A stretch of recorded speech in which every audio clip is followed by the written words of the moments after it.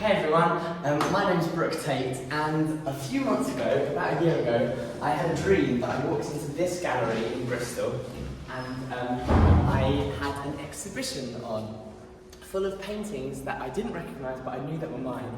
And then there's a painting on this wall that looks just like this, and I walked up to it and I melted into it and I floated up into space, up into the sky, and then all of these dribbling patterns came dribbling down below me. And I woke up and I thought, I think that's maths. And eventually, over the next few weeks, that was in January, it kind of resulted in a whole maths method which works. Somehow it works. And I was in India at the time, and I was painting lots of paintings to try and work out how it all fitted together. And then I started teaching children, and then it's been this wild journey ever since. So I thought I would quickly just show you the paintings that I've made. All of them, I keep making them, and I carried them back from India in this tube, and yeah, I keep painting them and moving them around. So I'm selling each one, so if you would like one, then I can post it to you. And once you learn it, I think you can read it. So things like this are all maths. So this is just a bunch of numbers all relating to each other in a bit of an explosive way. And this is pastel on paper. This one isn't actually for sale because I feel like this one helped me learn something, that the multicolour maths method even works at very complex levels that even I don't quite understand.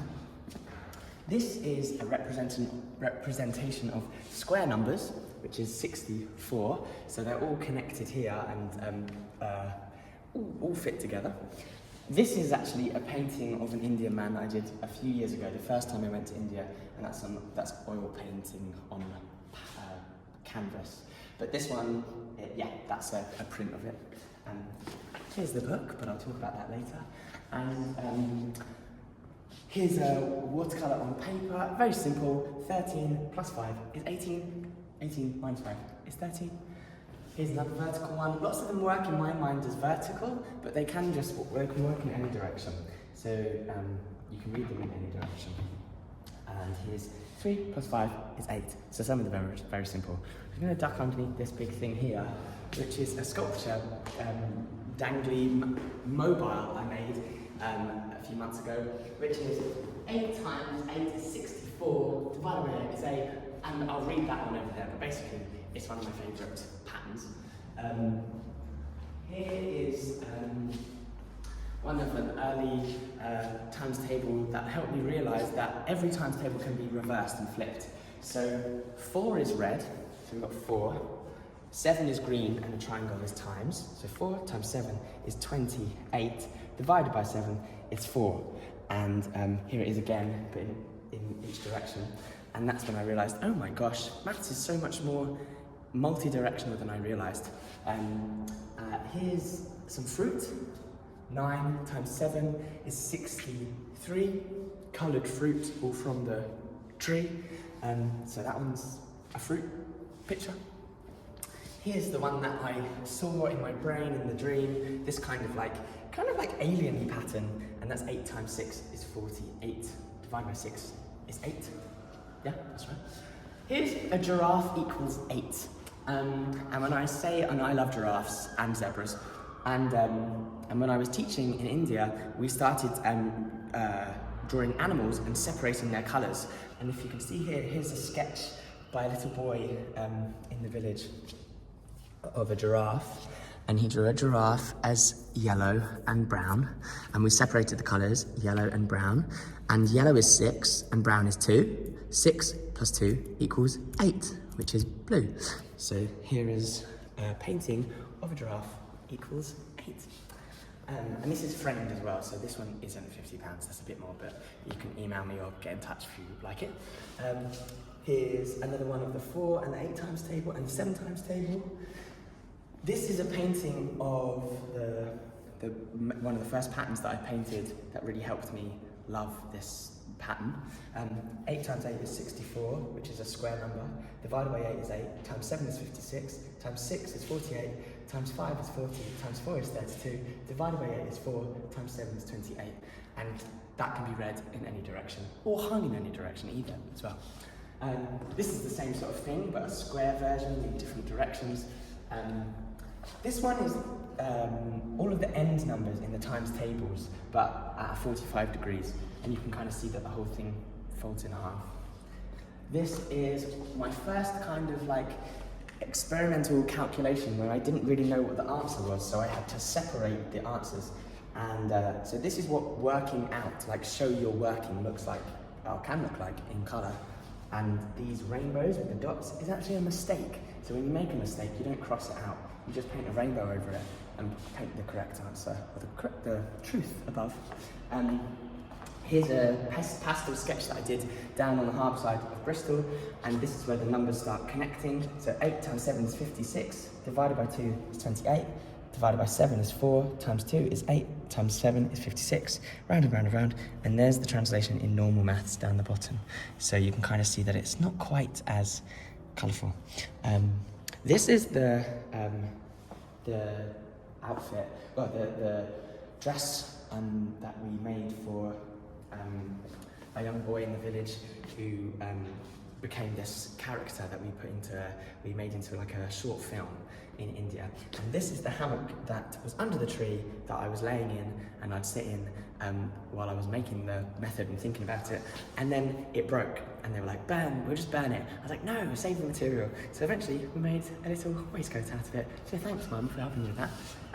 Here's the same sort of thing again from the same Bristol pastel sketch thing. So 6 times 8 is 48, divided by 8 is 6, times 6 is 36, divided by 2 is 18, divided by 3 is 6. And you can go round, so da da da da, and there it is at the bottom there. La la la la la la la. Not quite the same.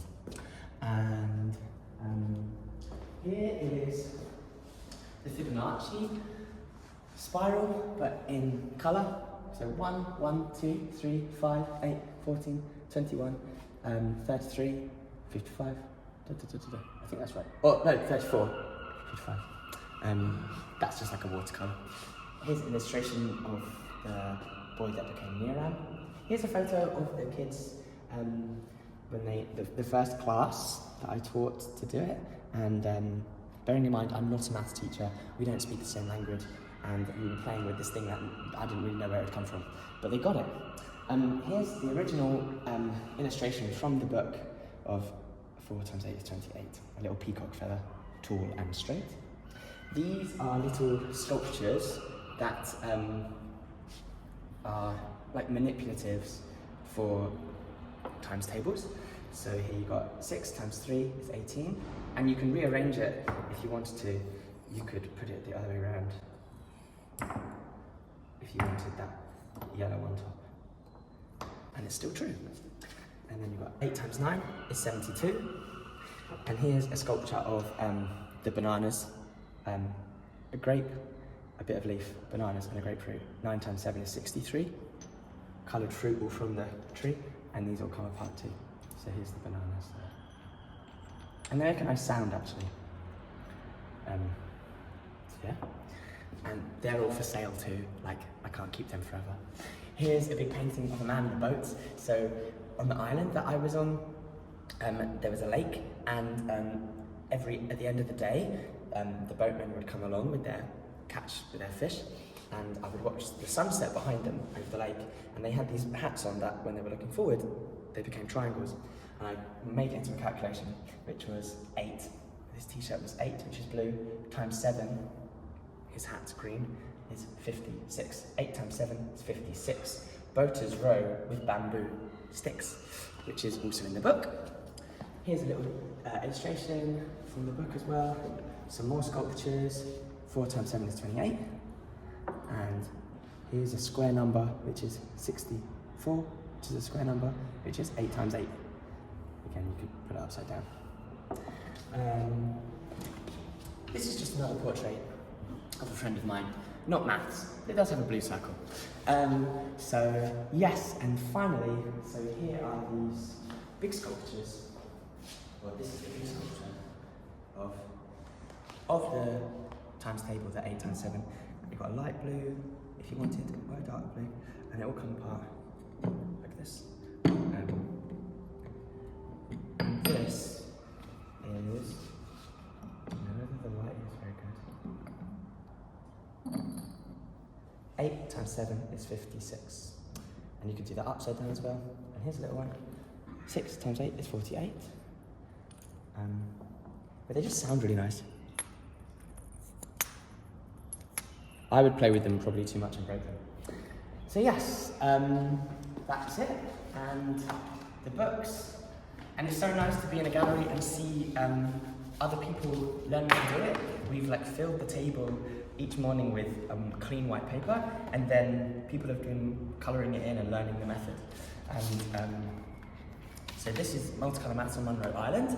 This includes all of the pictures. So here's the man in the boat there, and the fruit in the tree. You can come a bit closer if you like. So here's the fruit in the tree, and the peacock feathers, some butterflies, and yeah, so this one teaches the method.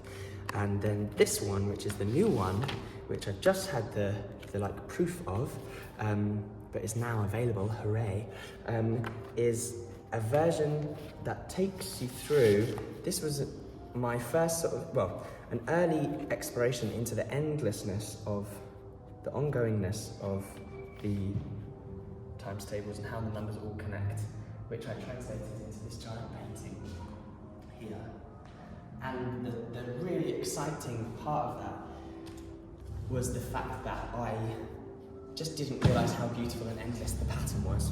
So I've made this book, which has a version of that pattern on the front. And it teaches you step by step, really simply, how to do it. And it's a colouring book, so you're engaging with it. And you can turn the whole book upside down and it still makes sense. So it takes you through all the different things that you need to learn, the different shapes, which there aren't actually that many, and it's quite simple. And by the end of it, you can learn to do your own drawings. Whoops. So here's a frame for you with your first colour calculation. And yeah, so by the end of it, you can do all these big things. And even, as one new mathematician has discovered, you can make beautiful pictures of animals out of it too. So it's kind of endless. Possibilities are endless. So both of these are available on multicolourmaths.com. And yeah, I love maths now so much. I hope you do too. And ping me an email, share with your friends. Yeah, welcome to the colourful world of multicolour maths. Thanks for coming.